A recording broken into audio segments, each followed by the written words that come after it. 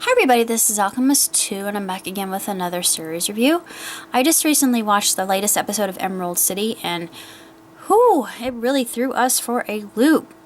I was watching it with my love from afar and we had a lot of speculations about Jack and Tip, and of course I was thinking maybe Jack was Tin Woodsman and Tip was the Cowardly Lion. But he asked me, we noticed that it was based off of Frank L. Baum's books, plural, not just book. And he asked me, did the Land of Oz have a princess? The answer to that question is yes, if you've seen Return to Oz. We all know it's Ozma. And 90% of the time in fairy tales, a evil character or wicked character will cage another character that happens to be a heroine or royalty.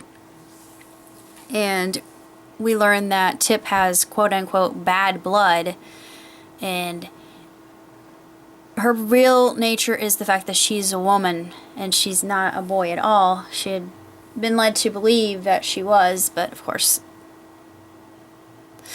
the potion wore off.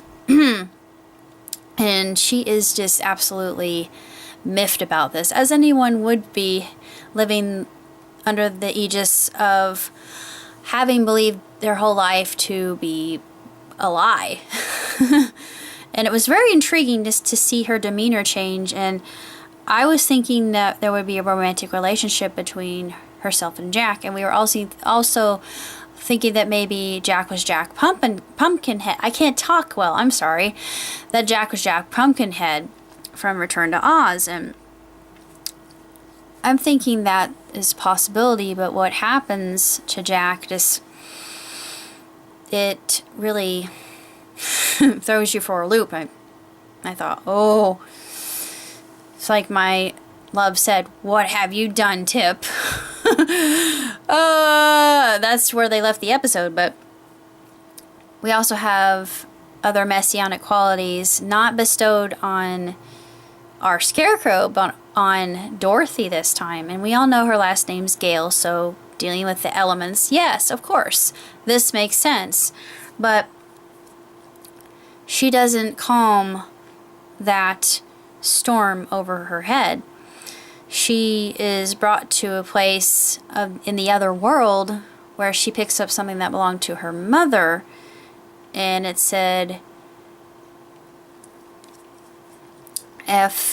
I forget what the surname was, but I thought that's what he said his last name was, so apparently it's possible, and I'm connecting the dots here, this is just speculation, but this is theory. I am theorizing that Dorothy is the wizard's daughter, and I know that it wasn't done this way in Wicked. If you've read Wicked, we all know about Elphaba and all that, but anyway, it's very, very interesting and not at all what we're expecting. And we now know that the giants have free will and they are not subject to the wizard's whims, even though he has ability to control elements as well. He controls lightning.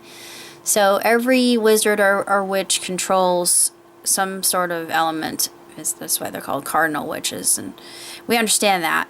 And a lot of things are very straightforward and obvious, but we were both wondering about that pill bottle that one of the wizard's guards found outside of their stronghold, and I'm not sure what was, it didn't really look like anything important. I know it's a plot device. I know that's just it's a hook to keep you wanting to watch more. That's one of the many hooks, as well as how it ended as well. Yeah, I'm very curious as to how this is going to culminate, because there are more questions than there are answers, and it's something that keeps you thinking. And not everything is what it seems. And they brought up an interesting aspect about the prison of the abject.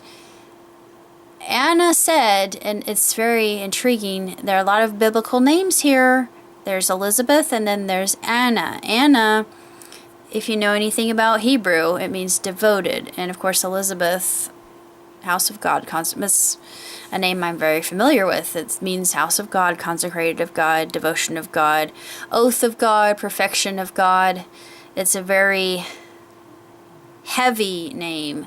Well, I shouldn't say it's not a very heavy name. It's a very auspicious name. It's a name that is rife with meaning, and names carry power, as we now know, and they're also allegorical. Duh. But again, we get to see those really awesome gauntlets. Those, oh, they're just to die for. I love rubies. I don't know why. Rubies are probably one of my favorite stones. I'm a big fan of stones that are more opalescent, have more of a sheen, like labradorite and moonstone, sunstone, of course opals. I love opals, but anything that has kind of a fire to it and mystical quality, like rainbow topazes, which happen to be my birthstone. Rubies are really neat too, just because they're very passionate stones. But it's understandable why her stone would be a ruby and her color would be red, because it's a very seductive color and it's powerful, and it kind of makes me curious as to what's going to happen now. She's going to see the wizard because going back to the Witch of the East stronghold, which suffered a little bit of damage due to the fact that she couldn't tame its elements. Yeah, we were given a revelation concerning that. It's like I said, I know I'm repeating myself, but what the guard said about the wizard had gone to the other world to see an interloper and to return an interloper, and I was thinking, what she brought back belonged to her mother. So yeah, like I said, things are starting to come together. It's all coalescing, and they're adding up now, and it's just theory on my case, but I'm wondering how other Emerald City fans will react to that.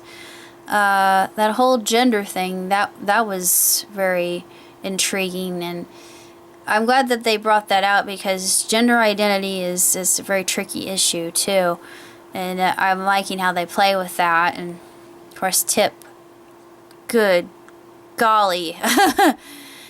Oh, I can't even imagine, but she's beside herself.